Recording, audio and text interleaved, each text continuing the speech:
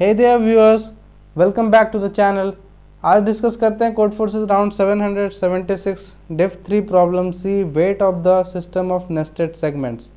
Problem भी यही state कर रहा है जो इसका आपको यहाँ पर गिवन है, इसका टॉपिक या टाइटल जो बोल लो आप। ओके, सो बेसिकली हमारे पास गिवन होगा कुछ m पॉइंट्स और उन m पॉइंट्स के कोऑर्डिनेट्स गिवन होंगे और उन कोऑर्डिनेट्स के करस्पॉन्डिंग w वेट्स गिवन होंगे।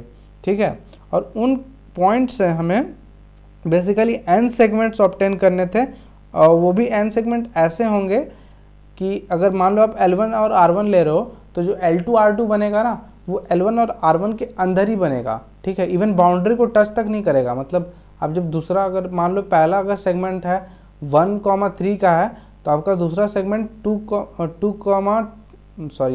का तो हो नहीं सकता, 1,4 ले लेते हैं, तो आपका जो दूसरा सेगमेंट बनेगा वो 2,3 होगा, 1,3 नहीं हो सकता। मतलब बाउंड्री टचिंग नहीं होगा, दूसरे को बाउंड्री को आप शेयर नहीं करेगा।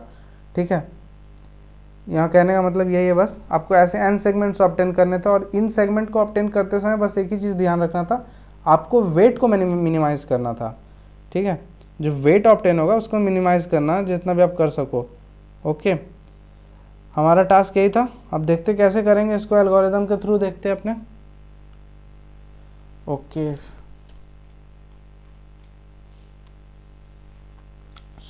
एक टेस्ट केस हम पहले लिख लेते हैं। एक पहला जो टेस्ट केस हमारे पास था, जस्ट अ सेकेंड, 3,8 था। ओके, 3 क्या था हमारे पास, n था और ये m था, तो m लाइन्स ऑफ इनपुट्स होंगे। तो m लाइन्स ऑफ इनपुट में पहला था 0, देन 10, देन -2, 1, 4, 10, 11, 20, 7, -1, 9, 1, 2, 3, 5, -2। ओके, अब बेसिकली हमें देखना है कि हम कैसे करेंगे इस चीज़ को अचीव। ठीक है, पहले प्लॉट कर लेते हैं सारे पॉइंट्स को जो भी कोऑर्डिनेट्स हमें दिए गए हैं। 0 पहले मार्क कर लेता हूँ, एंड देन माइनस वाले एक तरफ, प्लस वाले कोऑर्डिनेट्स एक तरफ। ये सारे जो गिवन है ना, ये एक्स कोऑर्डिनेट है और ये वेट है। ठीक है, 0 हो गया, then 2, then 4, then 5, then 7, 9 and 11। अब वेट मेंशन कर लेते हैं सबके, 1, 10, 3, 10, -2, -1, 1, 20। ओके, अब हमें बनाने कितने सेगमेंट्स हैं, n सेगमेंट। n सेगमेंट को बनाने के लिए कितने कोऑर्डिनेट्स चाहिए, 2n कोऑर्डिनेट्स। मतलब इसमें से कितने कोऑर्डिनेट्स हमें सेलेक्ट करने होंगे, 2n कोऑर्डिनेट्स सब सेगमेंट बनाने के लिए।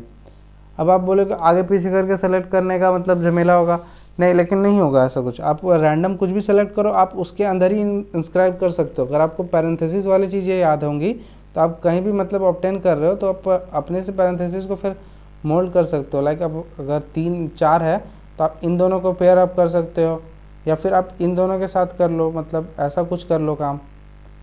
ठीक है, लेकिन हमें क्या करना था, इनसाइड ही करना था, तो हम ऑब्टेन कर लेंगे। मतलब कहने का मतलब है, अगर आपको 4 या फिर मतलब ऐसे कोई भी पेयर में गिवन है तो आप अलग अलग कर लो, या फिर इंक्लूसिव कर लो। तो इंक्लूसिव करना तो इंक्लूसिव भी बन जाएगा, कहने का मतलब ये। वो देख लेते कैसे। अब हमें वेट मिनिमाइज़ करना था, तो मैं 2n है, यहाँ पे n का वैल्यू 3 है, तो 2n कितना हो गया, 6 हो गया for this particular test case. तो हमें 6 ऐसे पॉइंट्स चाहिए होंगे जिनके मिनिमम वेट्स हो। तो चलो 6 मिनिमम वेट वाले पॉइंट ढूंढ लेते हैं।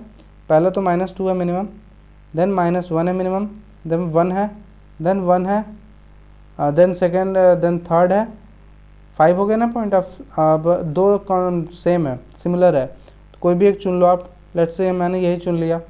ठीक है, तो अब मुझे फॉर्म करने हैं सेगमेंट्स। तो सेगमेंट्स फॉर्म कैसे कर सकते हो आप, अब पीछे से सेलेक्ट करना चालू कर लो। ठीक है, ये आप इसके साथ पेयर अप कर लो, इसको आप पेयर अप कर लो इससे, और इसको इससे। तो आप देख सकते हो आपका बन जा रहा है, मतलब एक सब सेगमेंट्स तो बन रहा है ना, एक के अंदर दूसरा, देन दूसरे के अंदर तीसरा। ठीक है, तो इससे प्रॉब्लम नहीं, अब सब सेगमेंट्स मतलब सारे सेगमेंट्स हमारे तैयार हैं। अब हमें आउटपुट बेसिकली क्या कराना है, इन आउटपुट हमें क्या जनरेट कराना है, ठीक है। तो हमें आउटपुट जो जनरेट कराना था वो बेसिकली था कि आप जिसका पेयर बना रहे हो ना उसका आपको इंडेक्सिंग कराना था, ना कि करस्पॉन्डिंग कोऑर्डिनेट नहीं कराना था, हमें उसका इंडेक्स कराना था। लाइक यहाँ पे -2 और 9 है, तो -2 कहाँ पर है कोऑर्डिनेट में, ये यहाँ पर है। ये 1 से अगर 1 बेस्ड इंडेक्सिंग से इनपुट्स में गिनूँ तो ये 1 पे हो गया, ये 2 पे हो गया, ओके, ये 3 पे हो गया, ये 4, ये 5, ये 6, तो 9 और 2 -2 था, तो 2 और 6, तो हम इसमें इसके लिए जो कोऑर्डिनेट्स होगा 2,6 होगा, ठीक है। ये 6,2 भी हो सकता है, वो वहाँ पे आपको मेंशन भी था कि आप output either of the one of the two ways आप कर सकते हो, या तो 6,2 दो या फिर 2,6, ओके। बस बेसिकली आपको ऊपर नीचे नहीं करना, आपको पहला जो मतलब लार्जर वन है, जो बड़ा सेगमेंट है वो आपको ऊपर रखना है, देन आप स्मॉलर सेगमेंट को नीचे आउटपुट कराओगे, और सबसे टॉप में उसका नेट वेट। तो नेट वेट आप कैसे मेंटेन करोगे, जो पॉसिबल कैंडिडेट्स मैंने चूज़ किए ना उसको आप चूज़ करते समय ही आप उसके बेसिकली फेच कर लो वैल्यूज़, वेट वाली वैल्यूज़, और उनको सम अप कर लो, ठीक है, सम अप करके स्टोर कर लो, और वही हमारा वैल्यूज़ हो जाएगा। आप इसे सम अप करोगे तो ये 12 आने वाला है, ओके। एंड देन फर्दर हमें क्या करना है, हमें इसे इस पैटर्न में ऑब्टेन करा देना आउटपुट। हम देखते हैं इसको प्रोग्राम के थ्रू क्या किया है हमने और कैसे करना है।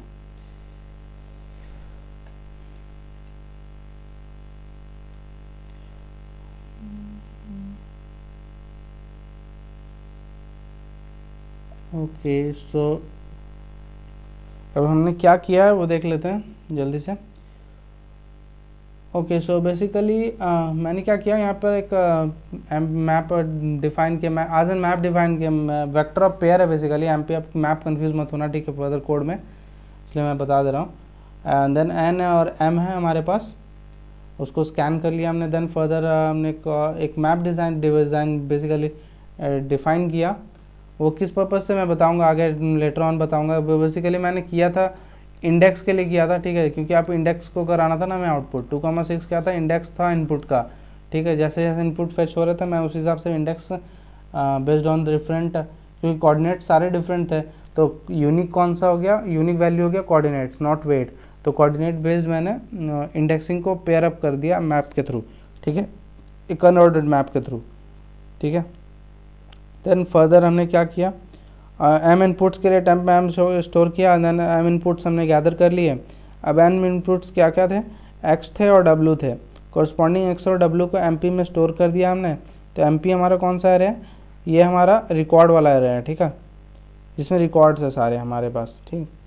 देन हमने क्या किया, हम क्या कर रहे थे, स्मॉलेस्ट 2n वैल्यूज सेलेक्ट कर रहे थे। तो स्मॉलेस्ट 2n वैल्यूज सेलेक्ट करने के लिए आपको पता भी तो होने चाहिए smallest 2n values of weight. तो हम वेक्टर ऑफ पेयर्स में हमारा जो पेयर का सेकंड वैल्यू है वो वेट है, तो पेयर को हमें सेकंड वैल्यूज़ के वाइज सॉर्ट करना है, and then further 2n values को सेलेक्ट कर लेना है, क्योंकि वो 2n वैल्यूज़ हमारे कैंडिडेट होने वाले हैं आंसर्स के, ठीक है। तो मैं वहाँ यहाँ पे सॉर्ट कर लिया vector of pair based on the second value, ठीक है। कंपैरेटर आप डिज़ाइन कर लो, वो एल्गोरिदम का पार्ट है, ओके, वो मैं यहाँ डिस्कस नहीं कर रहा। देन फर्दर हमारा आता है vector of pair at what index, जो मेरा पॉसिबल आंसर वाला कैंडिडेट होगा मैं उसमें इसमें उसे डाल देगा, ठीक है, ओके।